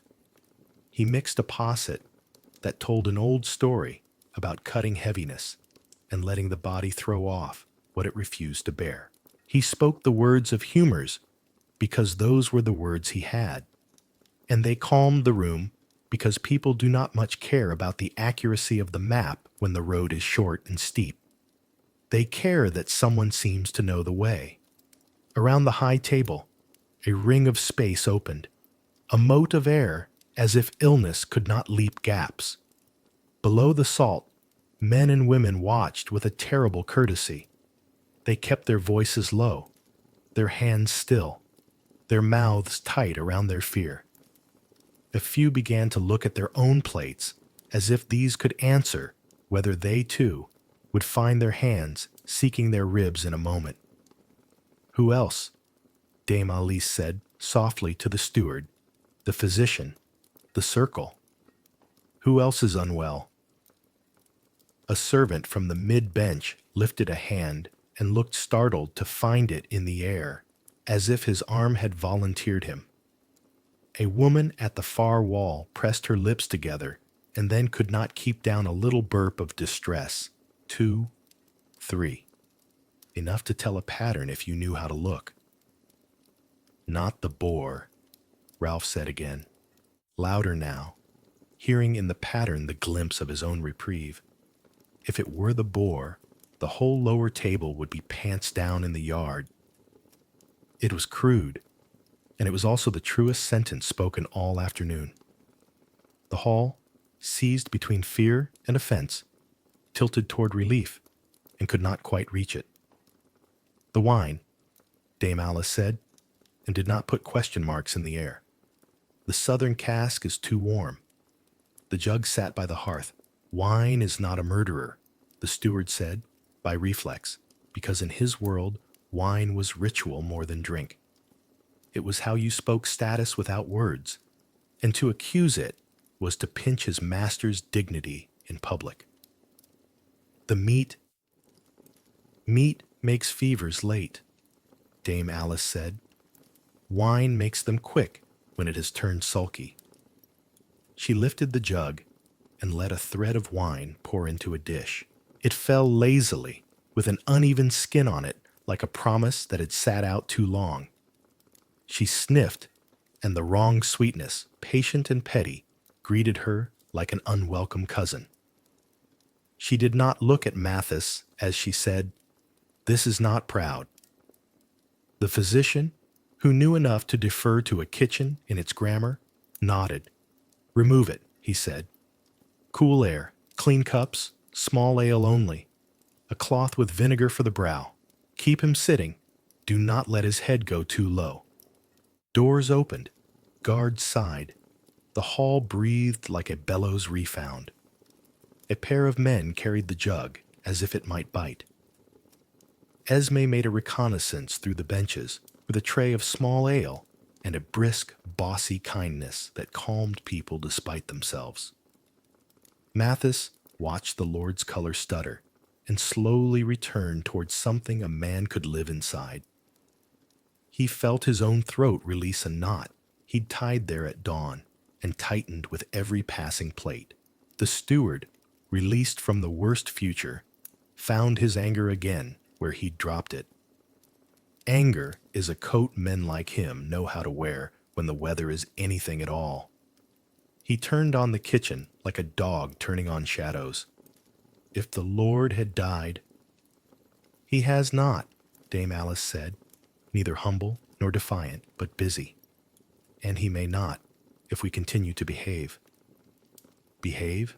the steward echoed, because it was hard to be told to behave by a woman with a spoon tucked into her belt like a scepter.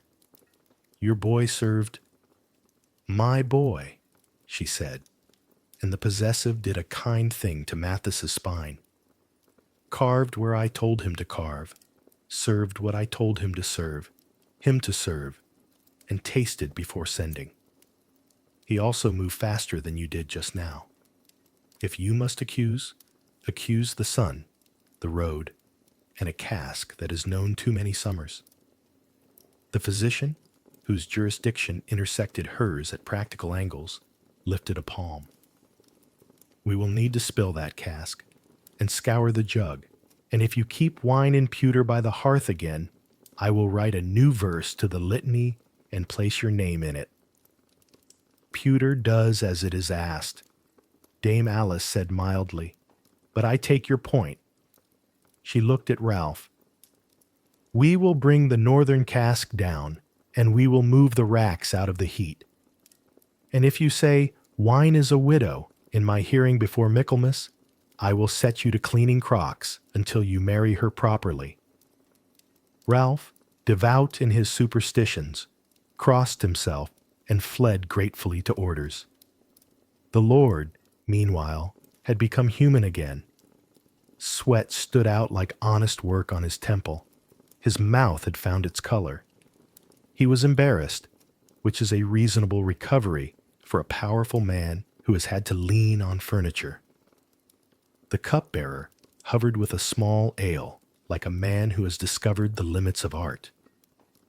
The guest at the high table was careful to look away, a gift of dignity cheap to give and priceless to receive. Mathis felt the turn arrive, the one kitchens wait for after a scare.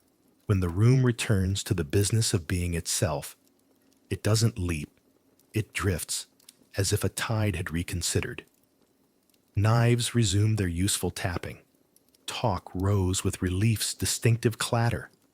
A woman's laugh, too loud but forgivable, sprang out and made 4 other people smile. Someone asked for more bread, as if bread had never done a wrong thing in all its life. He realized his palms were wet and his tongue was dry. He drank from the dipper at the scullery trough and tasted the day, the copper of fear still there, but thinned by the simple, unromantic joy of water that would not lay him low. Esme passed him and bumped his shoulder like a sister. "See?" she said. "I see," he managed. "What do you see?" she asked, teasing rather than testing. "That we are not yet dead," he said, and she snorted in a way that sent heat to his ears and made him grateful for the smoke that could hide a blush. Dame Alice set a hand on his sleeve. "The rope," she said. "I kept it," he said. "You did," she said, "and learned what else is on it." Resolution did not come as a trumpet. It came as tasks. The suspect jug disappeared to the yard for scrubbing with ash and scalding water. The southern cask was rolled, sloshed, sniffed, scolded, and at last, under the physician's flinty gaze, spilled into earth. The smell that rose shocked even Ralph into silence. The northern cask, cooler and better mannered, took its place. The kitchen sent out small ale and clean cups, as if they were a penance and a second chance in one. The pie found its way to plates. The capon bones were carried away to dogs that had not learned scandal. The boar, perhaps the safest portion on any table that day, thanks to fire and fear, fed those who would remember it as excellent. Later, when the hall was a quieter place of crumbs and candles nursed down, the Lord sent for Dame Alice. He said the things men in his position say when they must both show gratitude and retain a fiction of control. That the kitchen had been vigilant, that the steward had overreached, that the physician had been wise to insist, that, in the future, wine would be kept where it could not sulk into mischief. He did not apologize, because apology is a coin few lords carry to table. He did, however, let the merchant guests see him praise a woman with a spoon, which, in the arithmetic of the room, was almost the same as putting silver on her bench.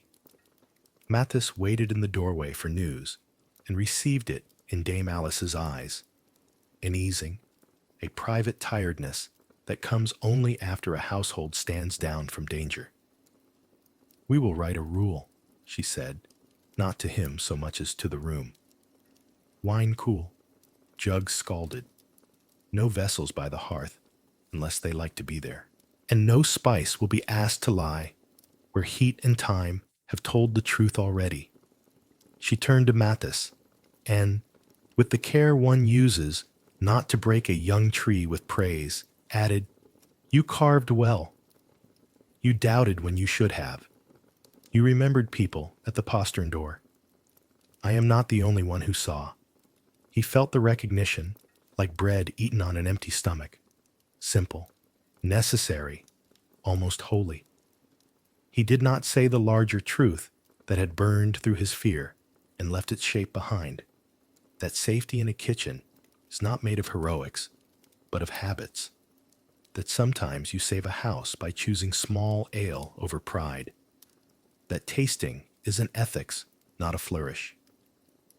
In the scullery, he scrubbed the suspect jug with ash until his hands ached, and the pewter's shine became the kind that has earned itself. Ralph, chastened, worked beside him without tails, which was his apology. Esme sang under her breath, a tune with no words. The fire settled into a patient glow that said the night would go peacefully to its bed. Out in the great hall, the last guests drifted toward the doors, gossip reshaping itself from accusation into anecdote. "Do you remember," someone would say next winter, "the day the wine at Lord So-and-so's feast tried to put him in his own bed before the benches were cleared?" And someone else would say, "He hired a better cellarman after that." And a third would add, "Dame Alice keeps a kitchen like a church," and the story would become harmless, almost funny, because the ending had been spared. Mathis dried the jug and set it upside down to drain. He could smell the faintest ghost of sweetness still, the way you smell yesterday's rain in a courtyard that looks dry. He knew now that he would never trust that note again, not in meat, not in wine, not in praise. He stored the knowledge where he kept other tools, close at hand, clean, ready. The bell in the tower gave a slow, contented count to the hour. The rope under his feet, which had swayed and tightened and tried to throw him, felt suddenly steadier. He wasn't less afraid. He was simply better at naming what he feared and where to stand to meet it. He wiped his hands, straightened his apron, and stepped back into the kitchen's accustomed hum, where the day's worst rumor had been converted by discipline, vinegar, and a refusal to panic into tomorrow's lesson. By nightfall, the truth presented itself not as a confession, but as a taste. The physician had Mathis pour a thread of the suspect wine into a clean clay dish, then dip a strip of linen and rub it hard along the inside of the pewter jug's lip. The cloth came away with a faint gray smear. The wine left a sly sweetness that did not belong to grapes or summer. Warmth had coaxed the metal to speak into the drink. It wasn't Dame Alice's sauce that had turned treacherous. It was the cup's bright shine, nourished by the hearth, that had let a poison whisper its way into the Lord's goblet. They tested the northern cask's wine from a wooden beaker. No sweetness, no smear, no wrongness trying to charm the tongue. The physician, who preferred certainty to drama, announced the verdict in a voice dry as straw. Not the meat, not the cook, the jug, and the heat. Keep wine cool and out of pewter. A rumor does not like to be contradicted, but the hall accepted this one because it came with a demonstration anyone could see. The steward muttered something about foreign repairs and poor alloys, eager to move suspicion from the household to an absent smith. The Lord, who had color back in his lips and resentment left in his pride, looked from the jug to Dame Alice to Mathis and gave a bare nod that meant, "You may live out the week."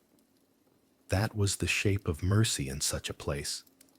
After, in the quiet where spoons clinked and the scullery steamed, Mathis stood with the empty jug on the board and felt the day pass through him like weather. He had not been the cause. He had, in a small way, been part of the cure. Fast feet, small ale, the kind of doubt that keeps a kitchen honest, but the lesson refused to soften. Lives can hinge on little things. A jug kept by a fire, a sweetness you want to believe in, a single degree of heat, 5 minutes neglect. He slept badly, the wrong taste walking in his mouth, and woke to new rules. Dame Alice wrote them on a wax tablet, and then spoke them until the room knew them by heart. Wine cool, always. No vessel of pewter, lead soldered or otherwise, near the hearth. Jug scalded with ash and water before use. Casks turned and shaded. Tastings logged. What, when, by whom. She set a basin of vinegar by the carving board for quick cloth tests and added a bell to the cellar stair so the door's opening would not be silent. She moved the rack of goblets to the opposite wall where drafts ran clean and chill. Habits, she said, tapping each rule with the stylus. We do not win with heroics. We win with habits. The steward, stung by yesterday's helplessness, found work for his dignity. He commissioned clay beakers stamped with the Lord's device for everyday pours, and reserved the pewter for the cool pantry and the rare, cold months. He declared, loudly enough to travel, that the cupbearer would taste from the same vessel as the Lord, not a ceremonial cup kept to one side. He sent a boy on a fast horse to the city to fetch a guildsman to test their pewter, and when the man arrived with phials and acid and a face like a ledger, the steward let himself be seen asking stern questions and paying for new alloys. It was theater, but it was useful theater, the kind that bends a household toward better odds. In the hall, the social weather changed in smaller ways. For a week or two, guests watched their cups with the concentration of scholars. The lower benches sniffed at ale as if trying to train their noses to catch the future. Gossip did what gossip does. Fixed the story to a villain, revised it, made it distant, and then settled into a moral. Beware the jug by the fire. Praise the cook who doubts. Keep to small ale when the day is hot. Suspicion of kitchens rose, as it always does after a scare. Mathis felt it in the way eyes lingered on his hands when he crossed the hall. A spooked room makes a young cook older. Yet the suspicion did not curdle into punishment, partly because the physician had spoken plainly, partly because the Lord had nearly embarrassed himself and preferred not to revisit the scene, mostly because Dame Alice refused to carry blame that belonged to heat and metal. She also made the rules public, posted by the scullery door for any passing eye. If they know what we do, she said, they can fear us less. The consequences spread outward like ripples in a basin. Ralph moved the casks to a cooler corner, patted the floor with sand to keep damp from licking the staves, and taught the spit boy how to listen for a barrel's good mood without inventing ghosts to excuse laziness. The cupbearer, now a little less ornamental, learned the names of the casks he served. The smith came and filed and hammered and apologized to the metal as he worked. A potter from the village sold out of mugs and went home whistling. In the kitchen, Mathis adjusted his ambition to include caution without dimming either. He still dreamed of sauces that hushed a table, of saffron used exactly enough, of praise that arrived without fanfare and lived in a clean platter. But he also kept a finger on the rope. He smelled jugs after scalding. He asked questions before the steward could. He found, to his surprise, that he liked the quiet pride that came from being the person who remembered what had hurt them and arranged the room so it would hurt them less next time. The household, in its way, respected him for it. Fear is a blunt instrument. Competence is a fine one. People prefer the second when they are given a choice. Weeks later, at another feast, a visitor lifted a cup and made an easy joke about poison. The hall laughed, as halls do when danger has receded to a safe distance. Mathis felt the joke pass over him like a draught and then fade. He poured from a clay beaker, watched the Lord drink, and thought not of yesterday's panic, but of the habits now stubborn in the room. The bell on the cellar stair, the clean shine of a jug that has known scalding, the log where Esme's neat hand had written, tasted, small ale, noon. Lives would go on being fragile. Metal would go on wanting to speak into acid. Heat would go on hurrying everything toward its end. But kitchens could be stubborn too. They could build rails against gravity. They could answer the world's appetite with food, and its accidents with rules.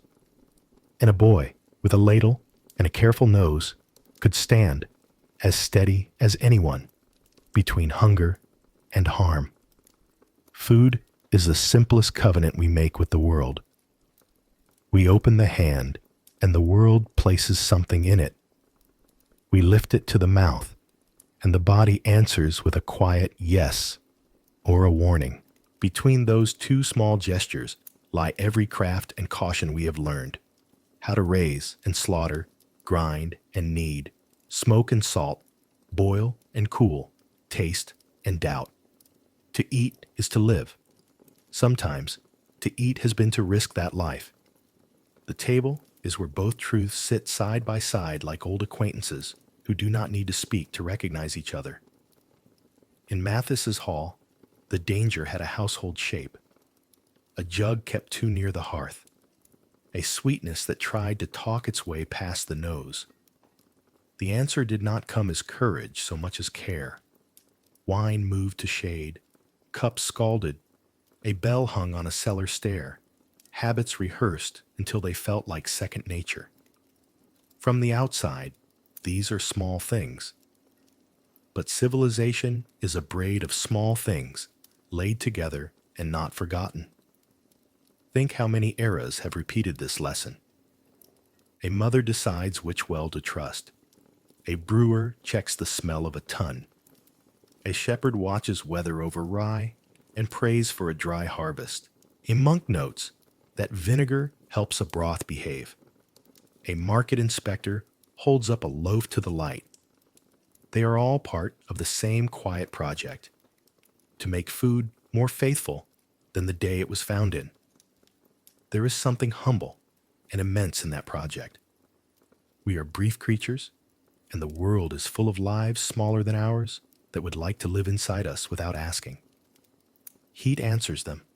Time answers them. Acid answers them. Salt answers them. So do the less visible tools: attention, memory, restraint. A cook's first duty is not invention, but guardianship.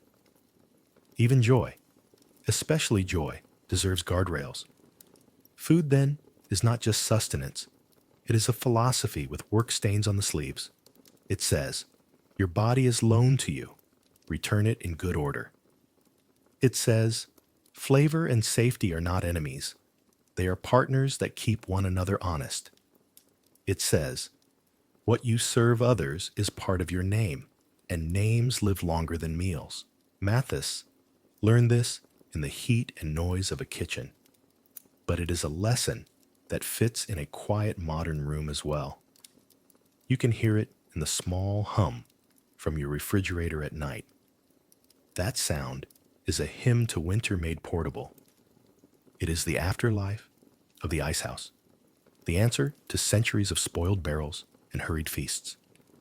And still, even now, the old truths hold. We strive for clean water and clean grain, because without them, nothing else matters for long. We busy ourselves making art and law, music, and markets. Yet every one of those achievements depends on whether the stew is safe and the well is trustworthy. You can feel the lineage in a glass set down at your elbow.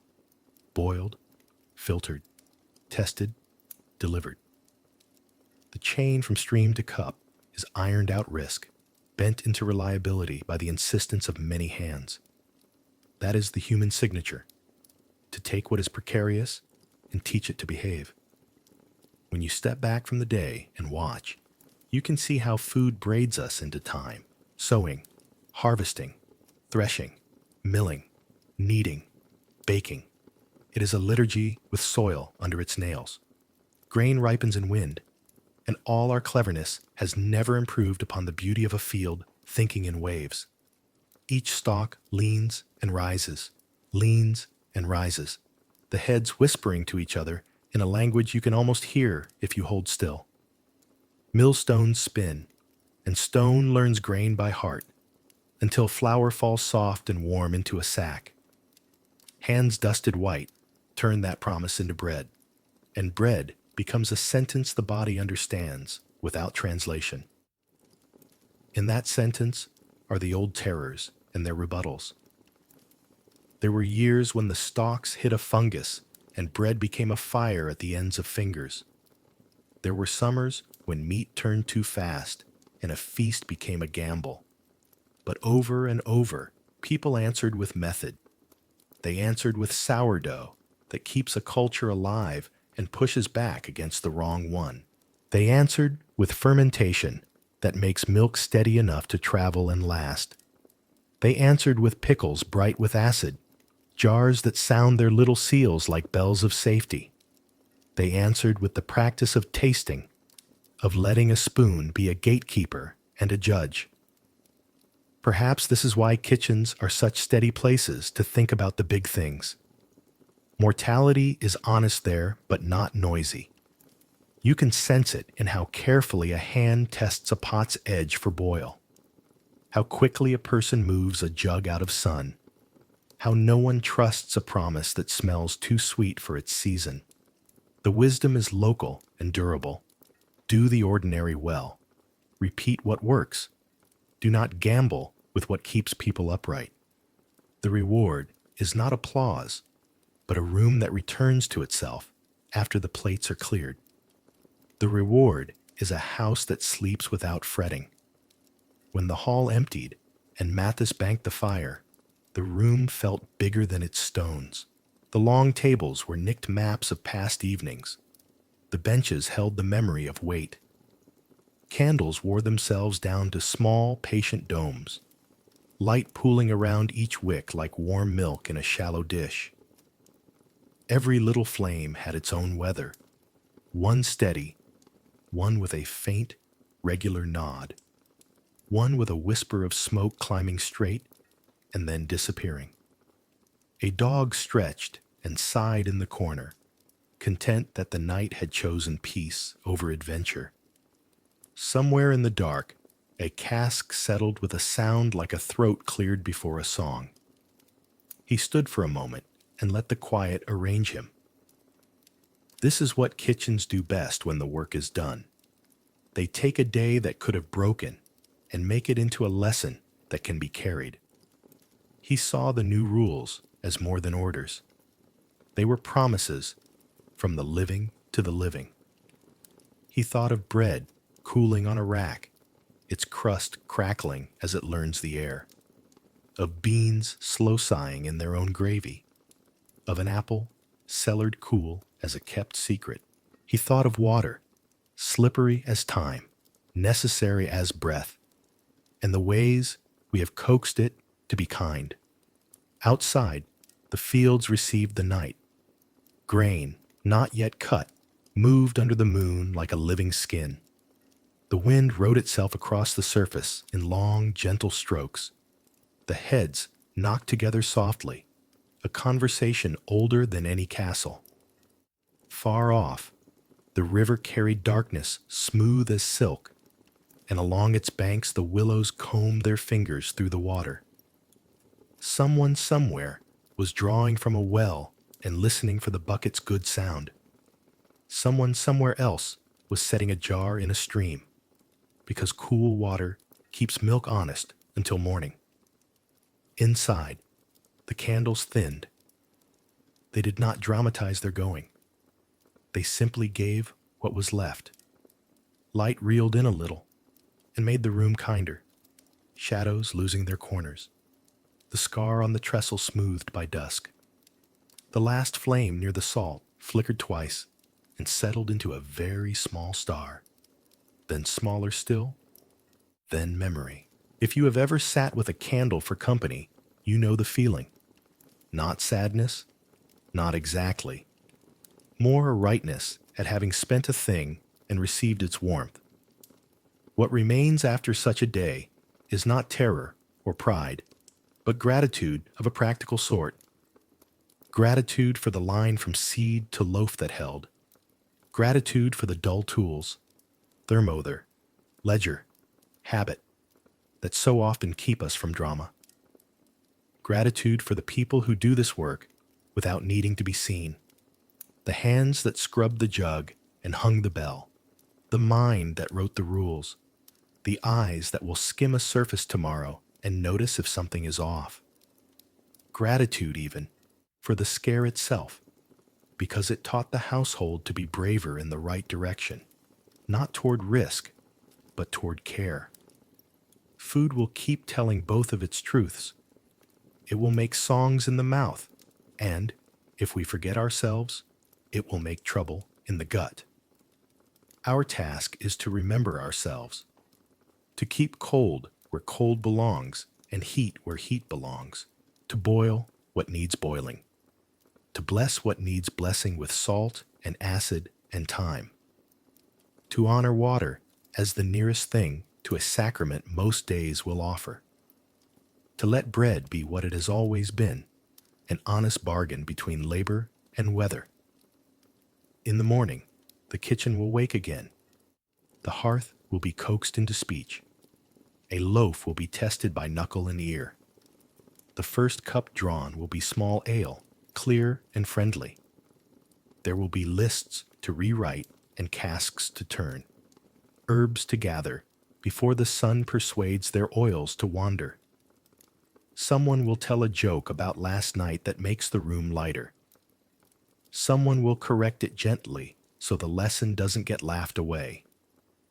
This is how safety survives its own success, by being woven into ordinary days until it feels like luck when it is actually discipline. If you listen, you can hear that same discipline humming in your own house now. A door closes on a fridge, and cold settles back into its corners. A pot ticks as it cools. A glass of water waits on a bedside table, transparent and miraculous. These are the softened edges of ancient battles. They are victories so quiet we rarely celebrate them, but they are worth a candle. And so the hall grows dim, and the field goes on talking to the wind, and the river laces the dark with its own slow silver. The last plate is stacked, the last cup left upside down to dry, the last coal covered. Somewhere between hunger and harm stands a person with a ladle and a vow, nameless in the best way, practicing the same old art, to turn perishability into peace, one careful habit at a time. The night holds that promise the way a hand holds bread, gently, steadily, as if it knows what it means. In the end, the image that remains is simple enough to fit in a hand. A heel of bread, steam sighing from its torn heart, crumb warm as breath. In that world, every piece of bread was worth more than gold, not because gold was rare, but because bread kept people standing. Gold could shout, bread could keep a promise. Gold glittered in the candlelight. Bread met the morning. From Mathis's kitchen to our own, the lesson travels quietly. The most valuable things are the least dramatic. Clean water in a cup. Grain kept dry through a wet season. A pot that never quite empties.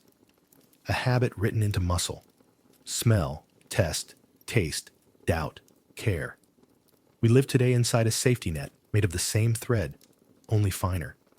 Cold that stays cold, heat that stays hot, labels, logs, a steady hum from the refrigerator like a lullaby for perishables. None of it is heroic, and that is exactly its virtue.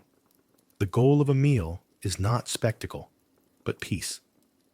The hall is empty now, yet it isn't truly empty. The tables remember hands. The boards remember knives. The hearth remembers a day that might have tipped, and by patience and rule did not. If you listen, you can almost hear the last words of the candles. A soft gutter, a small surrender that throws no shadow at all. Outside, wind moves the grain in long, unhurried strokes. The field thinks in gold and green. The river keeps its silver counsel. These are old comforts, older than castles, older than stories, and they make a fitting frame for a truth as durable as hunger. Simple things save us. That is the calm the past offers. Not nostalgia, not denial, but a steadied gaze, how people survived when food could betray them, and how they taught it, little by little, to behave. A bell on a cellar stair was one such lesson. So was a clay cup, a scalded jug, a spoonful of vinegar. Our versions are stainless and digital, but the vow underneath is the same. Feed others as safely as you can. Make your craft a shelter. So when you lift your own bread, whether it's a crusty loaf from a weekend bake or a slice from a weekday bag, remember the rope Mathis walked and the rules Dame Alice wrote. Remember that comfort is constructed, that the ordinary is engineered, that behind a quiet dinner stand centuries of caution and care. The reward for all that labor is wonderfully plain. A room that returns to itself after the plates are cleared. A body that rests without argument. A tomorrow that arrives as planned. Every piece of bread was worth more than gold. It still is, in its way, because it carries forward the smallest, bravest promise a kitchen can make, that what you eat will keep you here. And though those distant suppers have long dissolved into time, their bitter aftertaste reminds us of what was risked and learned, and of what endures. History still sits beside us at the same table, patient and watchful, passing the bread.